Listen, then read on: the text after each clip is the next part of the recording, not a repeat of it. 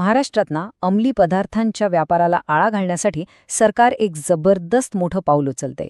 मग या नवीन आणि कठोर धोरणात नक्की काय आहे?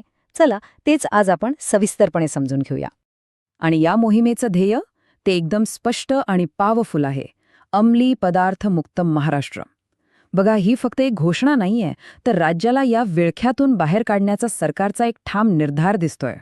बरं, या नवीन धोरणातलं सगळ्यात मोठं आणि सगळ्यात कठोर पाऊल कोणतं असेल तर ते हेच आहे की ड्रग्ज विकणाऱ्यांवर आता फक्त कायदेशीर कारवाई नाही होणार, तर त्यांची मालमत्ता, हो प्रॉपर्टी, थेट जप्त केली जाणार आहे.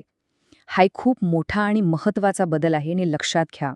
तर मग पुढे जाऊया आणि बघूया की हे नवीन धोरण नक्की आहे तरी काय, याची कठोर भूमिका काय आहे ते समजून घेऊ. तर सरकारनं काही प्रमुख निर्देश दिले आहेत. पहिलं म्हणजे अंमली पदार्थ तस्करांची सगळीच्या सगळी मालमत्ता जप्त करायची. दुसरं, जे ड्रग्ज माफिया आहेत त्यांच्यावर कडक कायदेशीर कारवाई करायची. तिसरं, आणि हे खूप महत्त्वाचं आहे, तरुणांचं संरक्षण करण्यासाठी स्पेशल टास्क फोर्स तयार करायच्या. आणि या सगळ्याचा अंतिम उद्देश काय? तर संपूर्णपणे अंमली पदार्थ मुक्त महाराष्ट्र हे ध्येय गाठायचं. म्हणजे बघा, ही फक्त एक कारवाई नाही, तर एक चहूबाजूनी आखलेली मोहीम आहे. पण आता एक महत्त्वाचा प्रश्न उभा राहतो की इतकं कठोर धोरण लागू करायची वेळच का आली? यामागे कोणती सामाजिक कारणं आहेत हे समजून घेणं खूप गरजेचं आहे. आणि याचं सगळ्यात वाईट, सगळ्यात भयाण वास्तव काय आहे माहितीये? तर आपली तरुण पिढी या व्यसनाच्या विळख्यात सापडते. अनेक तरुण या जाळ्यात अडकत आहेत आणि त्यांचं अख्खं भविष्य धोक्यात येते. आणि बघा, हा परिणाम फक्त त्या एका व्यक्तीपुरता थांबत नाही. त्याचे पडसाद अख्ख्या कुटुंबावर उमटतात. अक्षरशः कुटुंबांचे कुटुंब उद्ध्वस्त होत आहेत. एवढंच नाहीये, अंमली पदार्थांचा व्यापार आणि वाढती गुन्हेगारी यांचं एक थेट नातं आहे. आणि यामुळे काय होतंय तर आपल्या सगळ्यांच्या सामाजिक सुरक्षेलाच एक मोठा धोका निर्माण झाला आहे. तर इथेच येतो सगळ्यात महत्त्वाचा मुद्दा, रणनीतीमध्ये झालेला बदल. आधी काय व्हायचं? पारंपरिक कारवाई म्हणजे प्रामुख्याने फक्त अटक करण्यावर लक्ष असायचं. पण आत्ताचं हे नवीन कठोर धोरण काय म्हणतं? अटक तर होणारच, पण त्यासोबतच त्यांचा आर्थिक कणाच मोडून काढायचा, म्हणजे त्यांची पैशांची ताकदच संपवून टाकायची. ठीक आहे, धोरण ठरलं, पण ही फक्त घोषणा नाहीये. यामागे एक पक्की ॲक्शन प्लॅन आहे. चला तर मग बघूया हे धोरण जमिनीवर प्रत्यक्षात कसं राबवलं जाणार आहे.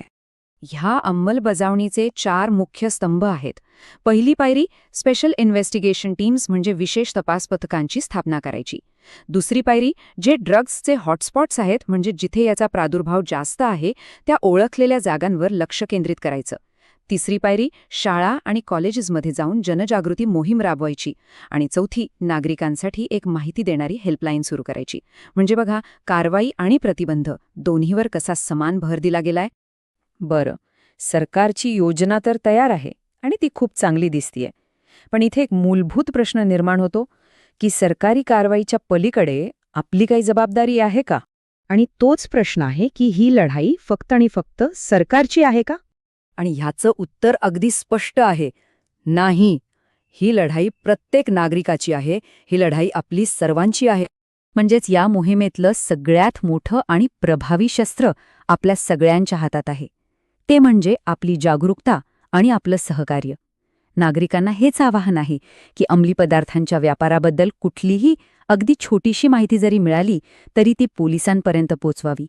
आणि शेवटी एकच गोष्ट लक्षात ठेवायला हवी, एक सुरक्षित आणि व्यसनमुक्त समाज घडवणं हे काही कुणा एकाचं काम नाहीये, ते एक सामूहिक यश असेल.